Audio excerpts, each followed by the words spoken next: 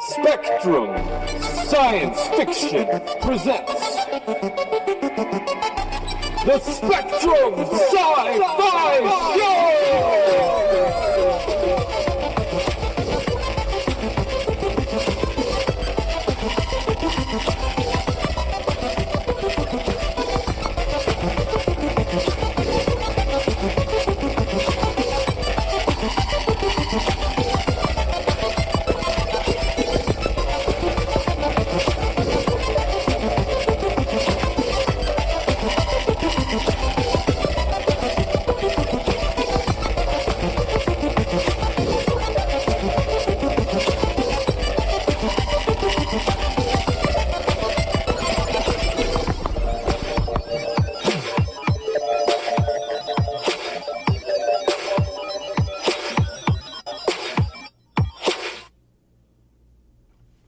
Hi and hello, and thank you for listening.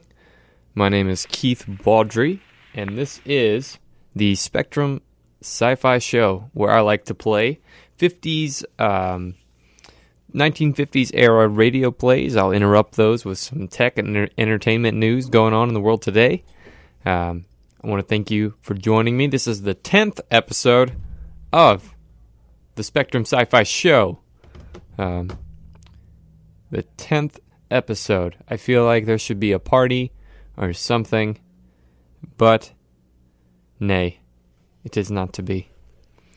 But okay, so some things going on. Tomorrow, I will be at the Savannah Mega Comic Con. Savannah Mega Comic Con. Retro Mega Comic Con. I will be there as a vendor. The Spectrum Sci-Fi booth will be set up. If you are in the area, if you make it over to this event, I swing by, say hello. That'd be really cool to hear from a listener. Be sure to wear a costume because most other people will be as well, and everyone loves costumes. Don't miss out on such a cool opportunity. Yeah, so today, the Dimension X episode that I will be playing is titled There Will Come Soft Rain, also called 0 Hour. 0 Hour. So that's pretty neat. I'm looking forward to that one. Again, I do not pre-screen these episodes. You're hearing them for the first time. I'm hearing them for the first time right alongside you. I'm trying to follow as much as I can, but I'm also looking up like some tech news while I'm here, just to try to keep you guys updated and abreast, if you will, of what's going on in the world. This show mainly, while WRUU also hosts a couple of other like more political shows. This show, I like to think of it as escapism. So, you're listening to me for entertainment value. So, without further ado, I think I'm just going to dive right in to this episode. I hope it's a good one. I'd like to hear a good one. Last week's was so bad that I skipped the podcast entirely. Yeah. Heartbreaking. So, this week's episode, There Will Come Soft Rain. Dimension X. That's the intro. Dimension X. Adventures in time and space, told in future tense. Dimension X.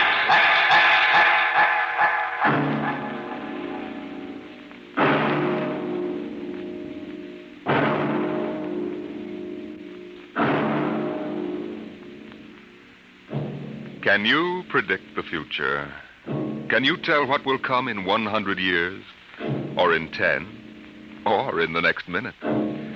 Tonight we present two ventures into the unknown, two fantasies of the future, chosen from the works of one of our most brilliant young science fiction writers, Ray Bradbury. First, his story entitled, There Will Come Soft Rains.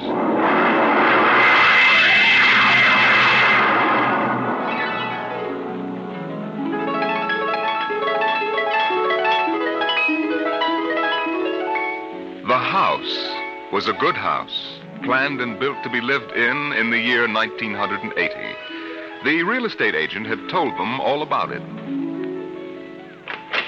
Now, this is the bedroom. Of course, it contains all the latest devices, self-warming blankets, and, there's a brand new feature. Beds, which make themselves. Now, if you'll just step this way through the library, we can see the latest in talking book recorders, self-building fireplace, self-cleaning robot dust disposal.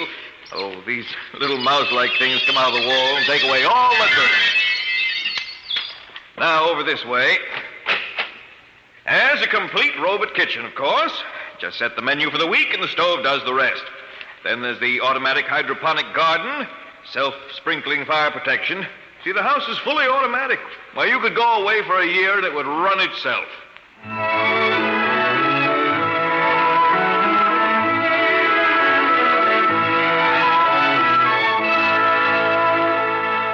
And so the family took the house. The man and the woman and the two children. A boy and a girl. And they lived contentedly, enjoying music and poetry and the rich, warm things in life. And the house fed them and slept them and entertained them. It made a good life for them. Until one day, there were 10,000 explosions, and the world shook, and red fire and ashes and radioactivity fell from the sky. The happy time was over.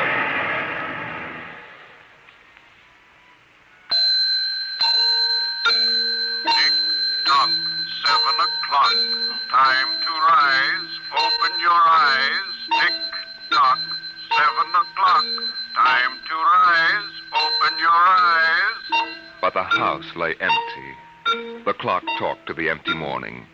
In the kitchen, the stove sighed and ejected from its warm interior 8 eggs, sunny side up, 12 bacon slices, 2 coffees, and 2 cups of hot cocoa. 7-9, breakfast time. Come and dine. 7-9. Today is April 28th, 1985. Today, remember, is Mr. Featherstone's birthday. Insurance, gas, atom heat, and electricity bills are due. In the walls, relays clicked, memory tapes glided under electric eyes, recorded voices moved beneath steel needles. 8-1, run, off to school, off to work, run, tick-tock, 8 o'clock, 8 o'clock. But no doors slammed. No carpets took the quick tread of rubber heels. At 8:30, the eggs began to shrivel. An aluminum wedge scraped them into the sink. 9:15, time to clean. 9:15, time to clean. Out of the wall, hundreds of tiny mechanical mice darted. The rooms were a-crawl with small cleaning animals, all rubber and metal. They sucked up the hidden dust and dirt and popped back into their burrows.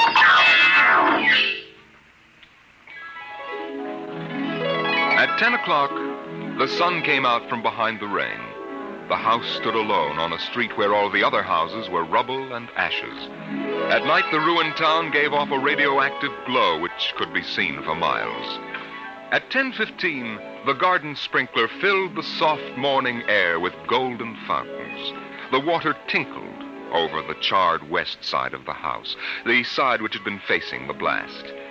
It was black, except in 5 places. One of the 5 places was a silhouette of a man mowing a lawn, just as he'd been the instant the radioactivity burned his image into the side of the house. Over there, a woman bent to pick flowers. Still further over, their images burned into the wood, were a small boy, hands flung into the air. Higher up, the image of a thrown ball, and opposite, a girl, her hands raised to catch a ball which never came down. 5 people. 5 spots of paint. On the front porch, the dog whined and shivered. The front door recognized the dog's voice and opened. The dog padded in wearily, thin to the bone, covered with sores.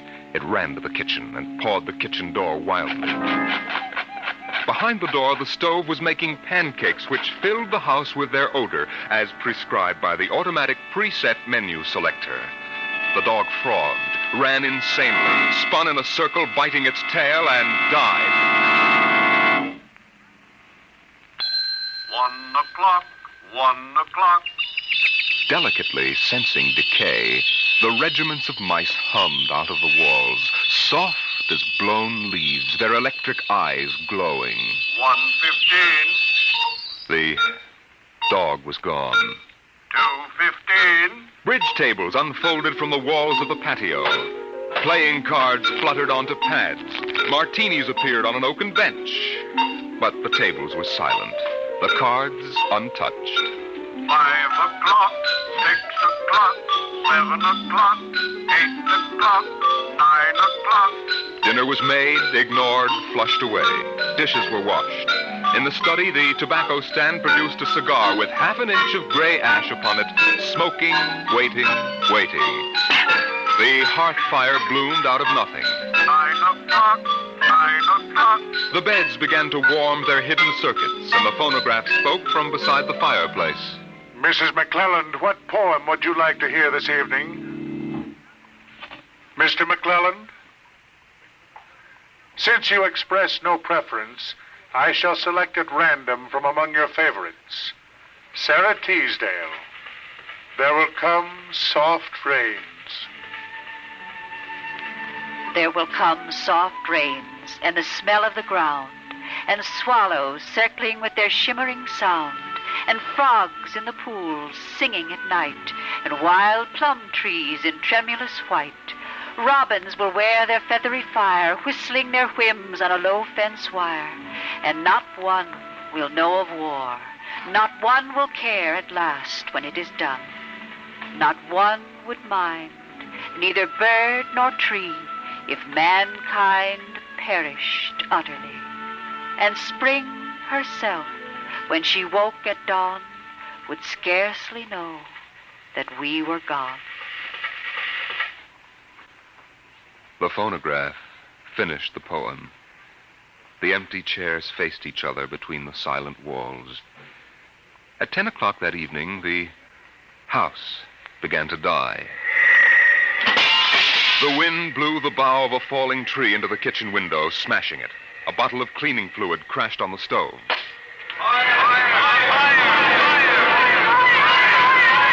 Water pump shot down from the ceiling. But the solvent spread onto the doors, making fire as it went. Other voices in other rooms taking up the alarm. The windows broke with the heat, and the wind blew in to help the fire. The fire crackled upstairs at paintings, lay hungrily on the beds, devoured the rooms. The house began to shudder. The bared skeleton began to cringe in the heat. The wires revealed as if a surgeon had torn the skin off. Voices screamed in every room. Windows snapped open and shut like undecided mouths. Time now 10:10.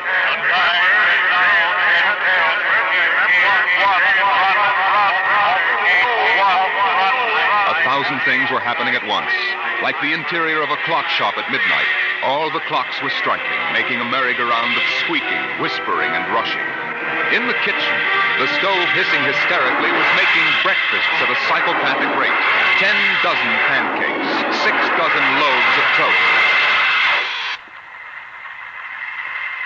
Then, there was silence. The film spooled. Then there was silence. That felt like as good a time for a break as any. I really like where this one's going. Obviously, it was written by Ray Bradbury, so it's going to be on a different level. We'll see where it goes. Some tech news for you. Some entertainment news, shall I say. As you know, DC has had some success with their television series. I'm talking about Daredevil, Jessica Jones, Iron Fist kind of fell a little bit flat, maybe. But Luke Cage was really popular. The Defenders is starting to gather some traction. On the flip side, DC has had some success as well with The Flash, Arrow, Supergirl, Legends of Tomorrow, even Gotham are all fairly popular series using the DC franchises. But recently, Sci-Fi, Sci-Fi channel. I remember back when they were Sci-Fi, S-I-F-I, but back in the old days. But Sci-Fi has announced a Superman prequel series titled Krypton. And I'm so excited to see this. No word yet as to when it will air. But Sci-Fi has been really working hard to kind of rebrand and really push out some better sci-fi stuff. I know for a while they were doing a lot of fantasy-based television shows, but recently, in the past few years, they've had some huge successes like Killjoys, The Expanse, the 12 Monkeys series. They're really doing a lot of things right these days, and I'm stoked to see a Krypton prequel series. It's based on Superman, Kal-El's grandfather named Segel. So we'll get to see kind of what brought about this end of the world, this planetary apocalypse, and how it all kind of comes to be, the politics of it all. I'm really excited about that. That's going to be a cool one. In other news, our generational superhero, our own Tony Stark, if you will, Elon Musk, I'm talking about, has announced 15 job openings at Neuralink, a new brain-machine integration startup. Here's a quote. Neuralink is developing ultra-high bandwidth brain-machine interfaces to connect humans and computers. This is on the website now. We are looking for exceptional engineers and scientists. No neuroscience experience is required. Talent and drive matter far more. We expect most of our team to come from other areas and industries. We are primarily looking for the evidence of exceptional ability and a track record of building things that work. That's just scratching the surface. What's really cool and what just scratches my brain as far as it comes to science fiction is when you start looking at the job opening titles. The titles of these jobs is stellar. It's so cool. So I'm just going to read them off in like a list.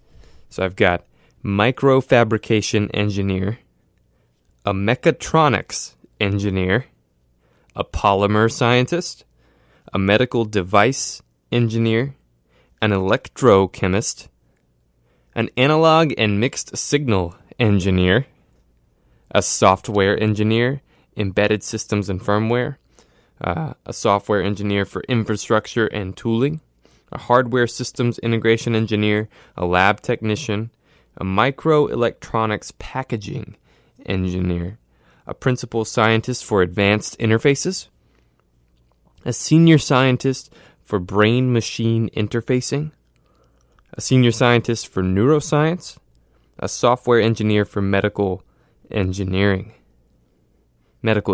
I'm sorry. Need I say those are the coolest sounding jobs ever. So if you're, a brilliant chemist residing in Savannah and you just happen to come across this show, Neuralink is looking for you. So I hope they get 1 million submissions for this. I hope they picked out the best team, because one day I want to put an AI in my brain. That sounds awesome. I bet it could do math and stuff for me. Like if I just see a math problem, it just kind of rattles off the answer. If I ask it, it's like, "Hey Siri," but I just think it. Awesome. Sorry, I got distracted. My brain kind of ran with that for a second. Let's see what else I got here. It's an interesting thing I saw today. Power outages coincide in L.A., New York, and San Francisco. There was a power outage in New York today around 7:20 a.m.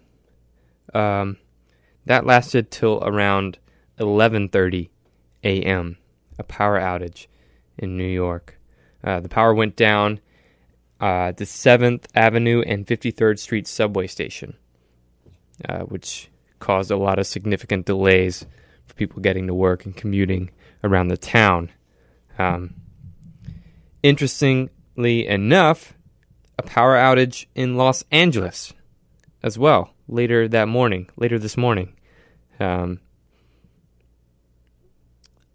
As well as other areas around the city.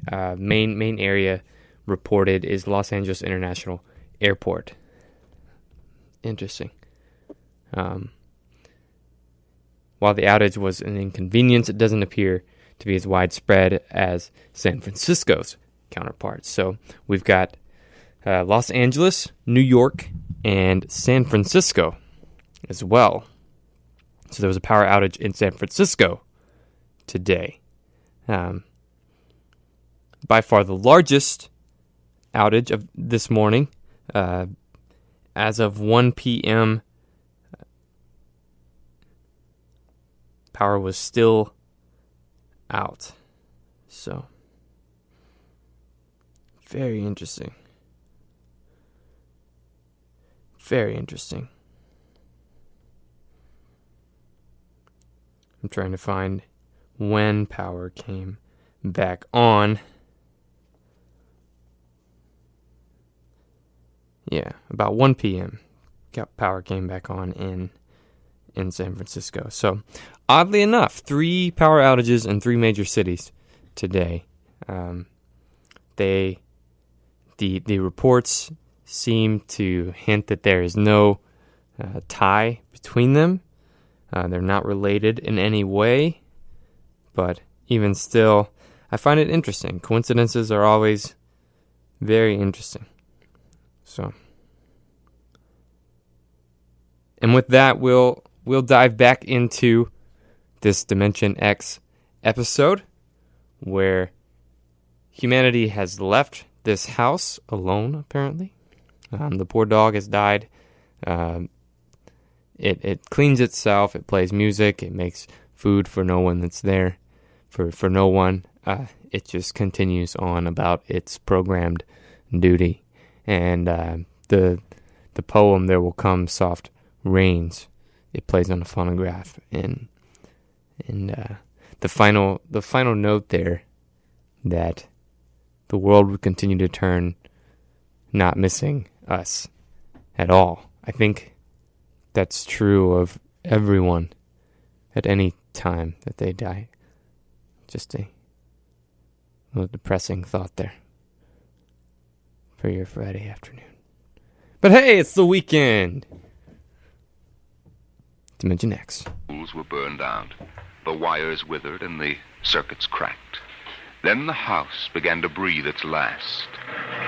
The beams began to give at the foundations. Long cracks appeared in the concrete. The seams were burst from the heat. And finally, with a huge rumble, it crashed into dust and rubble.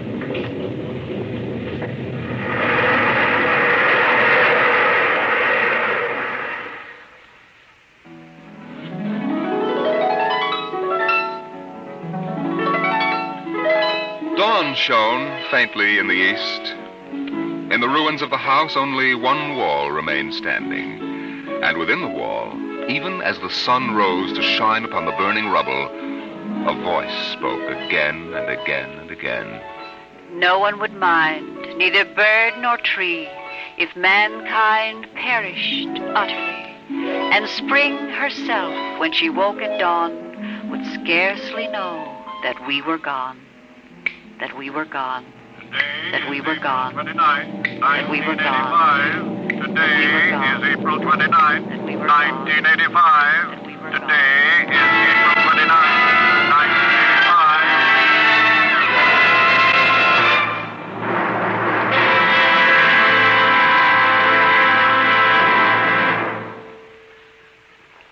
Strange are the uses of Providence. Is this how the end will come for mankind, with 10,000 explosions and a flash of radioactive gas? Or will destruction come more subtly, extended to us gently and innocently in, let's say, the hand of a child? Who knows in what manner 0 hour may arrest the world we know?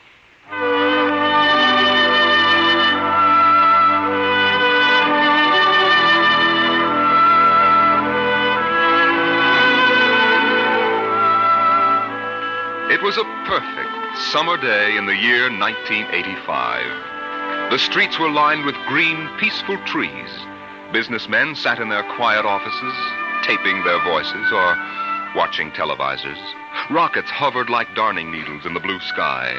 There was the universal quiet conceit and easiness of men accustomed to peace, quite certain that there would never be war or trouble again. There were no traitors among men, no unhappy ones, no disgruntled ones. The world was upon stable ground. Sunlight illumined the suburbs, and the town drowsed on a tide of warm, sunlit air. On the lawns, the children played, catapulting this way and that across the green grass, shouting at each other, holding hands, flying in circles, climbing trees, and laughing. And in the homes, busy mothers prepared for the evening arrival of their husbands. Excuse me, Mom. Good heavens, Mick, what's all the excitement? We're playing a game, Mommy, the most exciting game ever. What are you doing in that cabinet? I need some tools from Daddy's kit. Your father may not like... Oh, I'll take good care of them, Mom, I promise. Very well. Don't you lose anything. Oh, thank you, Mom.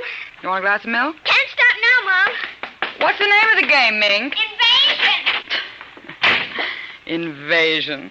What will they think of next?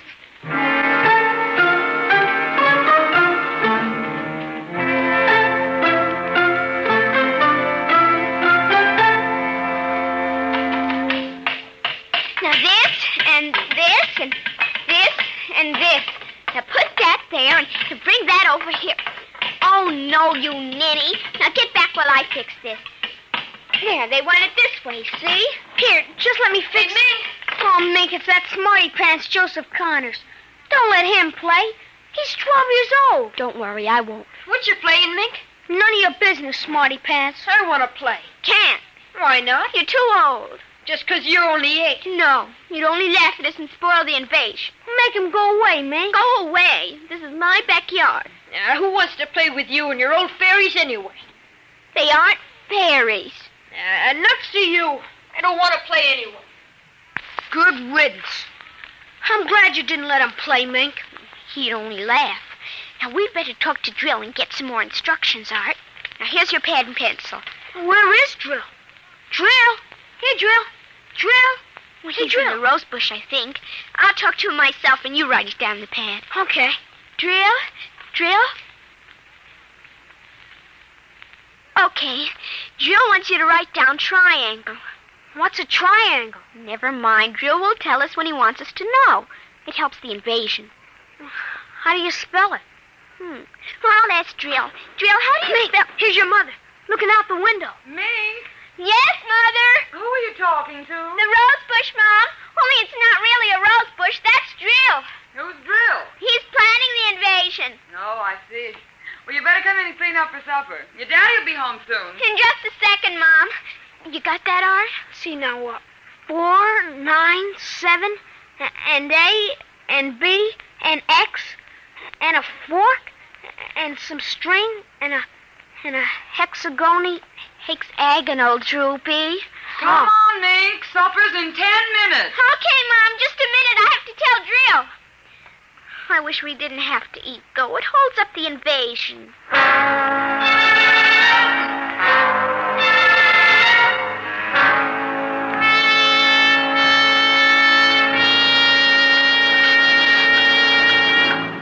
Mink, for heaven's sake, slow down. You'll choke on that soup. I can't, Mom. It's a matter of life and death. What's a matter of life and death? The invasion. What invasion is that? Oh, just some silly game the children have been playing. Well, whatever it is, Mink, it'll wait until you've finished your supper, I'm sure. I don't want any more. You barely touched anything. Oh, but Drill is waiting for me, Daddy. Drill? Who's Drill? He lives in a rose bush in our backyard. Imagination, Henry. Such nonsense. I've got to run now. You'll sit through dessert, young lady. Oh, gee, Daddy. And while you're at it, tell me more about this new game. It's Martians invading Earth, Daddy. What? Well, not exactly Martians, Daddy. They're from... Well, gee, I don't know. From up. And from inside that little head of yours. You're laughing at me. Drill said you would. You'll kill Drill and everybody. Oh, I didn't know you could kill a Martian. But it's not really a Martian, Mom. Maybe he's from Jupiter or Venus, even. Imagine. They couldn't figure out a way to attack the Earth. We are impregnable. Impregnable, dear. Well, that's the word Drill said, Well, anyway, that was the word, Mom, the same word. Anyway, so we're helping them. Now, who's helping who? Well, the kids are helping the Martians. Oh, fifth column, eh? Well, Drill says in order to make a good fight, you got to have a new way of surprising the people. That way you win. And he says also you got to have help from your enemy. Pretty slick, those Martians, using the kids for a fifth column, eh, Mary? And hiding under rose bushes, too, Henry. Don't forget that. Well, that's because grown-ups never look under rose bushes. Only kids. Oh, I see. Well, finish your fruit, darling. You can play for an hour afterward. Mary. Oh, it's so nice out, Henry, and there's no school tomorrow. Very well. Till 8 o'clock. Drill says after the invasion we can stay up as late as we want. No more bets either. Oh, is that We can so? watch all the grown-up televisor shows. I don't wonder this invasion has caught on among the kids. Well, some of the kids are giving us trouble, like Dale Britz and Petey Jarrett. They're growing up, so they won't believe in the invasion. They make fun, worse than parents even. I hate them worst. We'll kill them first. I hope you're saving your father and me for last. But Drill says you're dangerous. What? But I think they'll let me keep you because I'm helping so much. I'll talk to Drill. Maybe we won't have to kill you. Mary, I think this nonsense has gone far enough. Can I go out now, please? Well, run along, dear. Don't worry, Dad. I won't let them hurt you. Mary, I think the child's taking this game entirely too seriously. Invasion. Now, Henry, you know how Mink is.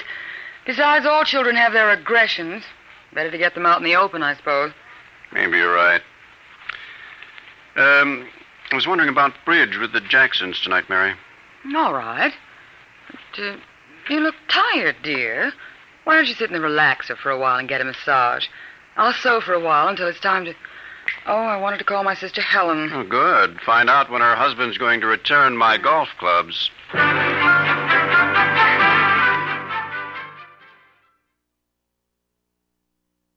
Okay, so sounds like the little kid. It seems like we jumped backwards in time a little bit. There's a kid talking to her parents about how the Martians under the rose bush are planning to destroy the world or take over Earth or something of that nature, and they are using the kids to sneak into and manipulate. Somehow I have wrapped my headphone cord around the leg of my chair, so I'm give up. But it sounds like they're trying to manipulate the kids to helping them get a foot in the door as far as taking over Earth. So, yeah, don't let your kids look under rose bushes, according to Ray Bradbury. Yeah. But in other news,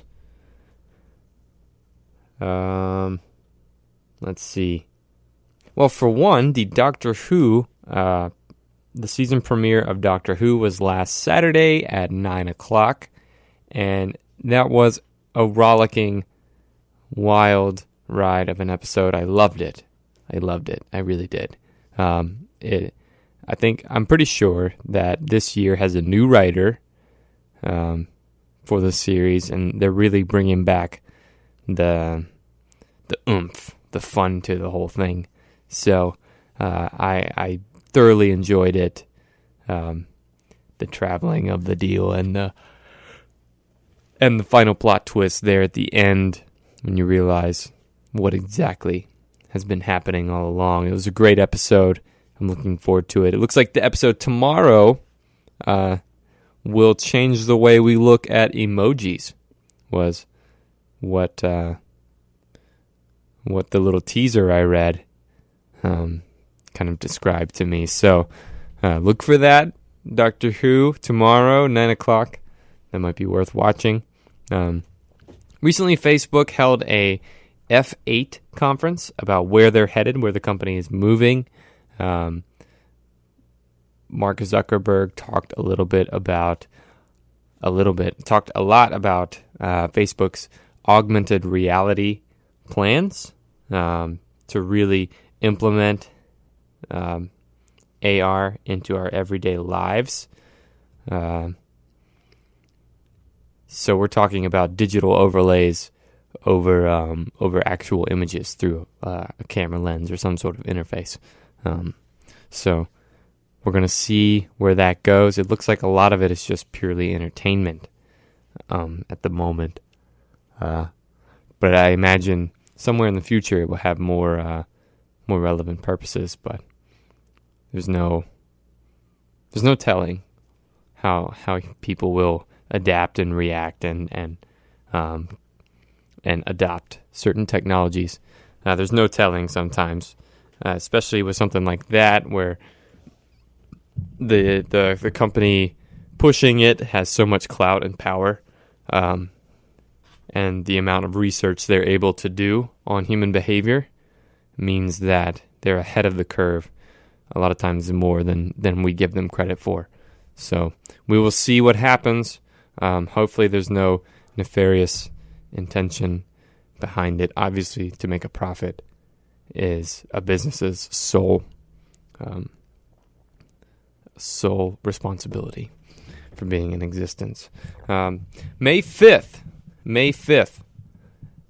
Guardians of the Galaxy Volume 2 will be in theaters, hits theaters. I am so excited for this one. Little baby Groot coming back. Looks like we've got, what's the one? Nebula. Nebula's back. Drax, obviously. Gamora. We've got Rocket, one of the coolest Marvel characters in a long time. And, of course, Chris Pratt's amazing take on Star-Lord, the smart aleck, sarcastic kind of wannabe space cowboy Star-Lord. That's exciting. I'm so excited for this movie. I will be out of town watching.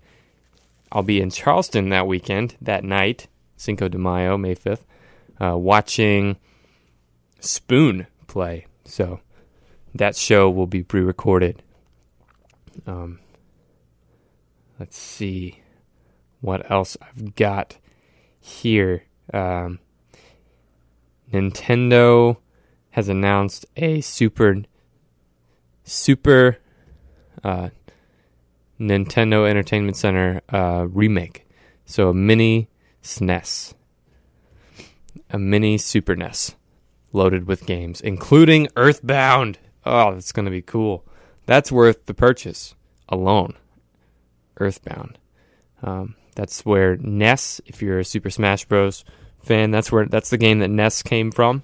Earthbound is a sequel to the Mother series. One of the greatest ending boss battles of all time, really. Yeah. Let's see what else I got here. I've got about 15 minutes left on the show. Looks like maybe 10 minutes left on the Dimension X episode. My comics have been out. I received physical copies for my comics this week. They've been on the shelves. I put they are for sale at Planet Fun. And they will be for sale at Retro MegaCon tomorrow. Which leads me to... Let's see. Which leads me to this underwriting announcement. And that will be followed by Dimension X. I'll be back later on. We'll wrap up the show. Talk about what's to come for Spectrum Sci-Fi Show, Spectrum Sci-Fi, and Residents of the Machine. Stick around.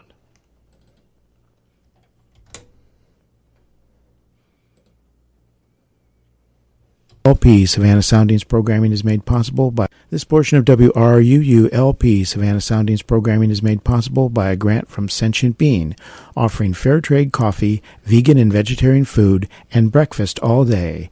Located at 13 East Park Avenue, across the street from the tennis courts at Forsyth Park. Our menu and special events listings can be found at sentientbean.com.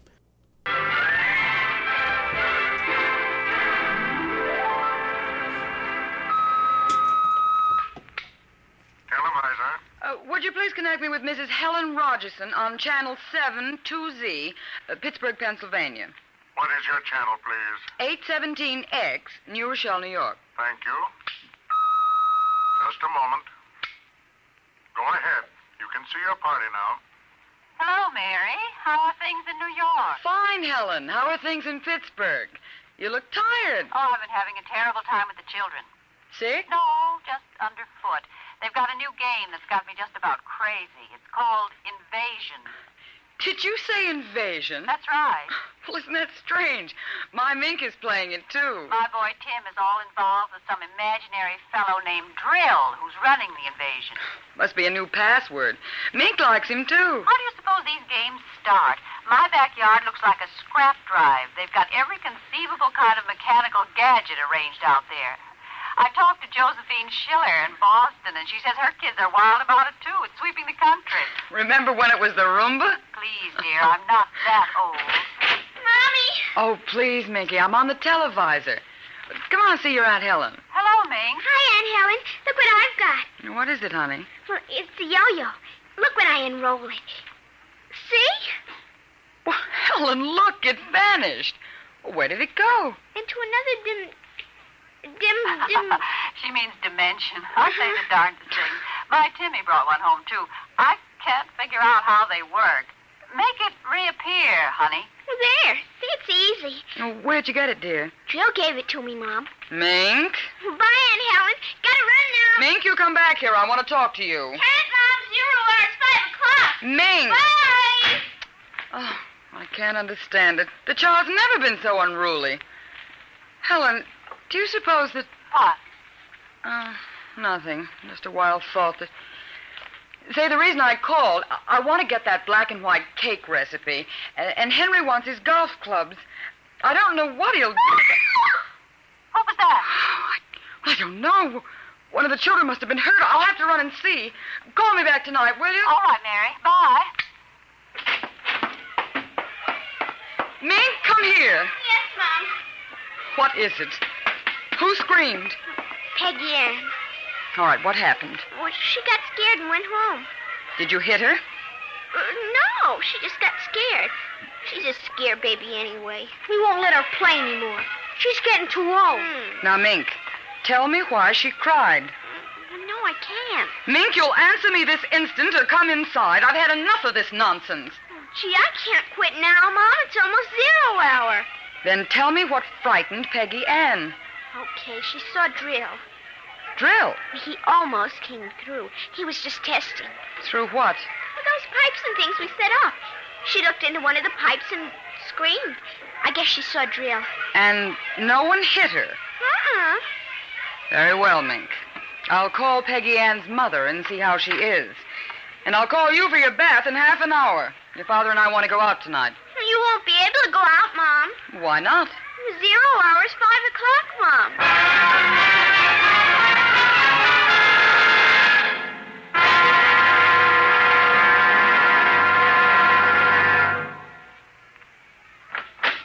Hello, dear. Oh, you home already, Henry? Yes, I thought I'd relax a little before we went to theater. Where's the little one? Out back. Same game. Same game.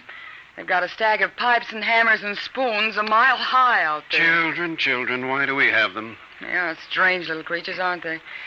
Even Mink, Henry. She's a part of us, and yet what do we really know about how she thinks and feels? Oh, I didn't mean to start a philosophic discussion. Kids are such a queer mixture of love and hate, though. Even normal, healthy kids. They need you and they're dependent on you, and yet they resent that dependence. You sound like a child psychology course I once took. I wonder if they ever really forgive the whippings and the commands we have to give them sometimes. I wonder if we ever forgot them when we were children. Look, I'd like to discuss this with you, dear, but we do have a theater date, and it's almost 5 o'clock now. What's happened to the kids? They're so quiet.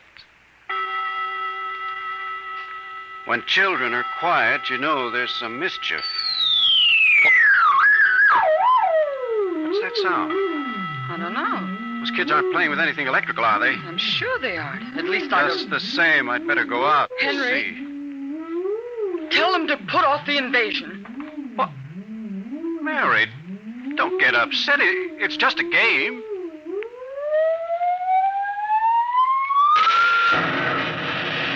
Good Lord, what's that? Look out the window, Mary. What is it? Where are the children? Mary, why are you shaking? What did you see? Henry, quick. Up to the attic. They aren't in the attic. Yes, the attic. Quick. Mary, come back here. Mary! Mary, don't go up. They aren't up there. Mary, you out of your mind? There's no one up here. Quick, shut the door. Lock it. Lock it. But there's nothing up here. What is wrong with you? Mary, come to your senses. Henry.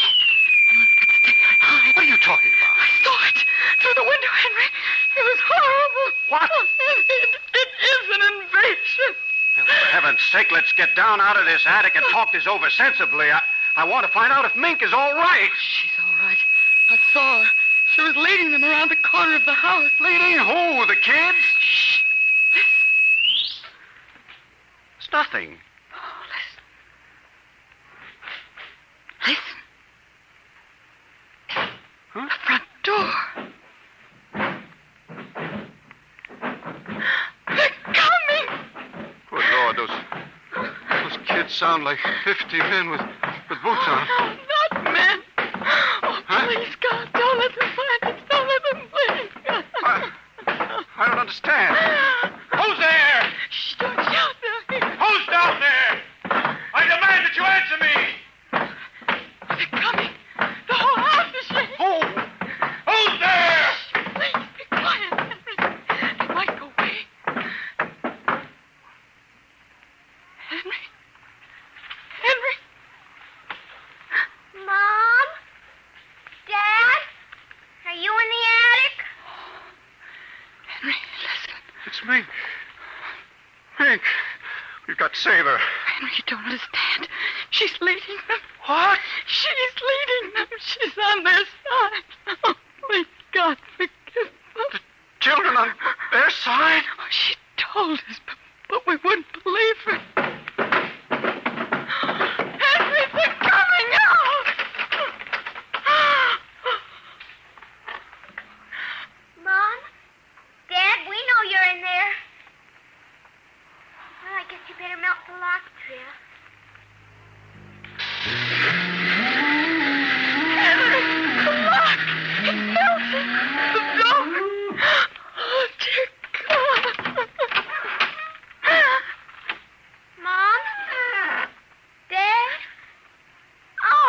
you now.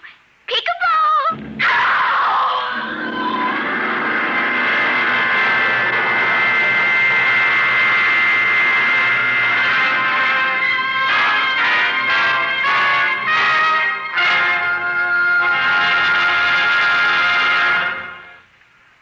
You have just heard another adventure into the unknown world of the future. The world of Dimension X.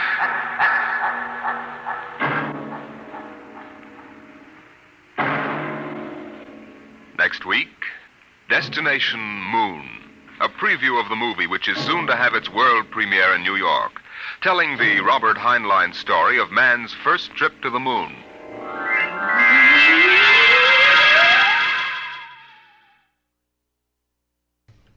And there you have it. Episode 10's Ray Bradbury writes, "There will come soft rain," or 0 hour. Ray Bradbury. Next week, Robert Heinlein, Destination Moon. That's exciting. These are great writers. Great sci-fi writers. All right, it appears I've got about 7 minutes left here.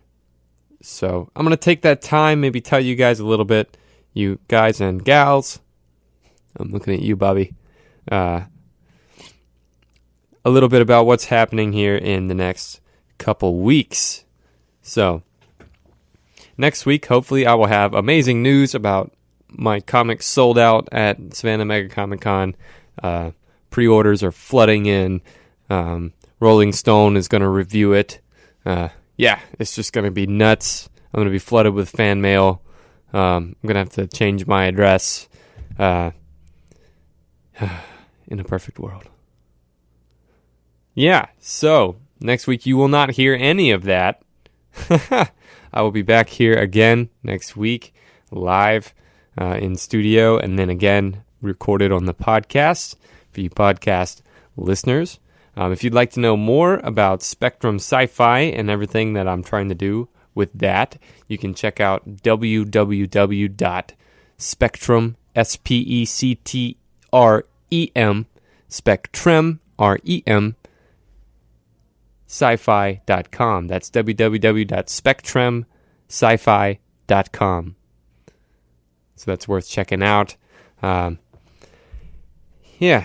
So next week will be another normal week. I might do top 10 movies. Top 10 sci-fi movies, in my opinion.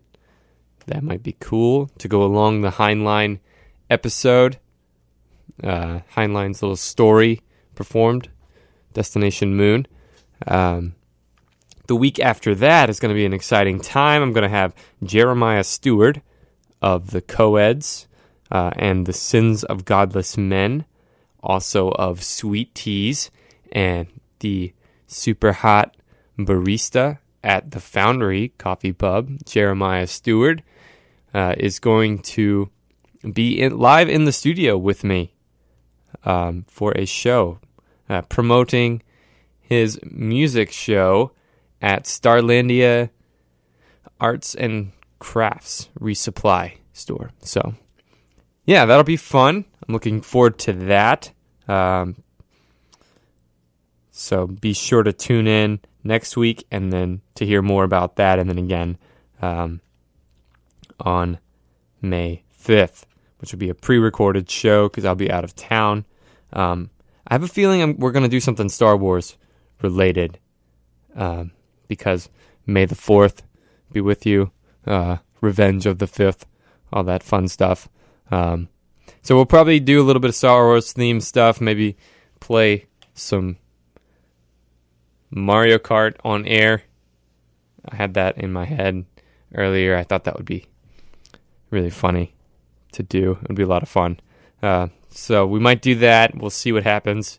Again, I want to thank you, listeners, for paying attention to the Spectrum Sci-Fi Show, for listening, taking time out of your day to be entertained by yours truly. That's my sexy voice. Yours truly. Ooh. Hey, I like the way you listen, girl. That was weird. I apologize for that. Okay, I got 3 minutes left here. trying to think if there's anything else I might be able to tell you. I did notice Dark Souls developer is working on another game called Code Vein. That's a vampire video game. I also caught wind of Cyberpunk 2077. That is the next big project from The Witcher 3 developers. Cyberpunk 2077. That game doesn't have a release date. It's looking like 2019. It'll be here, so that's way off in the distance. But even still, the single trailer that I saw for that is wow. It gave me chills all over, body chills. Speaking of chills, apparently Facebook is working on something that will allow us to hear through our skin. Yes, you heard me right. Hear through our skin. Huh. Interesting. We'll see what happens with that. So I've got 2 minutes left here.